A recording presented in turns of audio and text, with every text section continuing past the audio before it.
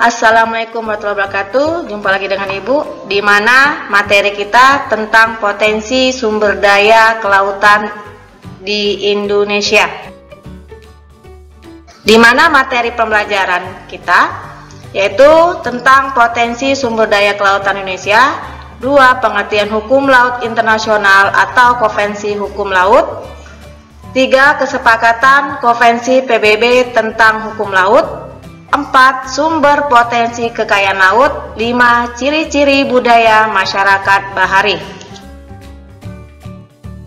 Di mana tujuan pembelajaran, Ibu mohon setelah mempelajari materi ini, peserta didik diharapkan mampu menjelaskan potensi sumber daya kelautan, menjelaskan bunyi hukum laut internasional, menjelaskan isi kesepakatan dengan PBB melalui konvensi PBB, menjelaskan sumber potensi kekayaan laut, menjelaskan ciri-ciri budaya masyarakat bahari. Kita masuk ke potensi sumber daya kelautan di Indonesia. Indonesia merupakan negara kepulauan, ribu pulau terhampar di sepanjang Khatulistiwa Nusantara, dipisahkan oleh laut dan selat. Bidang kelautan dan perikanan merupakan salah satu potensi andalan dalam menggerakkan perekonomian nasional secara kelanjutan,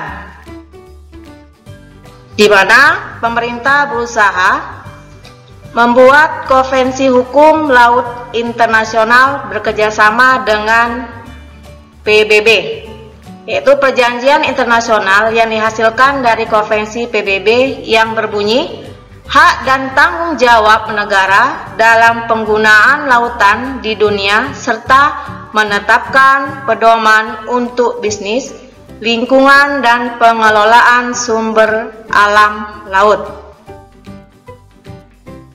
Berdasarkan kesepakatan, batas negara Indonesia yang diakui dunia terdiri atas 1. Batas laut teritorial adalah batas laut yang ditarik dari sebuah garis pantai laut, pantai pulau paling luar sejauh 12 mil. 2. Batas landas kontinen, wilayah laut kelanjutan dari suatu kontinen atau benua. Batas landas kontinen terletak 200 mil dari garis dasar dan memiliki pada kedalaman 150 meter dari permukaan air saat surut. Yang ketiga, zona ekonomi eksekutif atau ZEE, di mana batas yang ditarik 200 mil laut dan garis dasar ke arah laut lepas.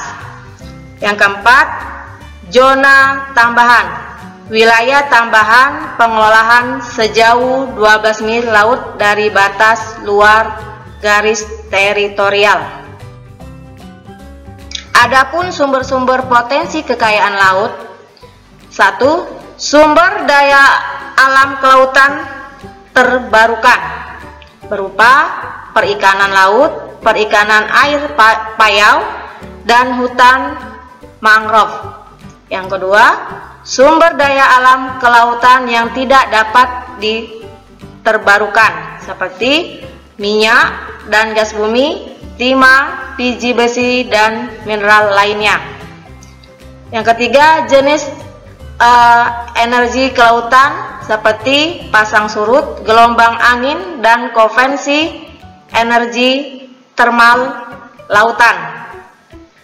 Yang keempat, jasa-jasa lingkungan kelautan dan pulau-pulau kecil untuk para wisata bahari, transportasi, sumber keragaman hayati. Selanjutnya kita masuk ke ciri-ciri budaya masyarakat bahari, di mana ciri-ciri budaya masyarakat bahari: 1. Masyarakat pantai umumnya menggantungkan mata pencariannya dari eksploitasi laut. Yang kedua, pandai membuat perahu, jaring kail, dan keterampilan berenang dalam jarak jauh. Yang ketiga, masyarakat maritim biasanya mempunyai sifat keterbukaan dalam menerima unsur-unsur dari laut. Yang keempat, masih banyak di antara penduduk pantai secara religi mempercayai dan memberi penghormatan kepada roh nenek moyang mereka.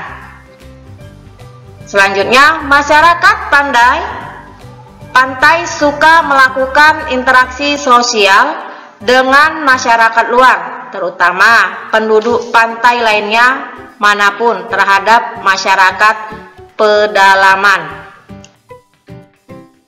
Oke, mungkin itu aja yang materi Ibu sampaikan. Sebelum Ibu akhiri atau Ibu tutup, dari akhir video ini ada tugas untuk Ananda dikerjakan di buku latihan. Setelah selesai, silakan kirim ke WA Ibu. Mungkin sebelum Ibu tutup, mudah-mudahan Ananda bisa mengerjakan dan lebih paham lagi setelah mengerjakan latihan yang Ibu berikan. Ibu akhiri, Assalamualaikum warahmatullahi wabarakatuh.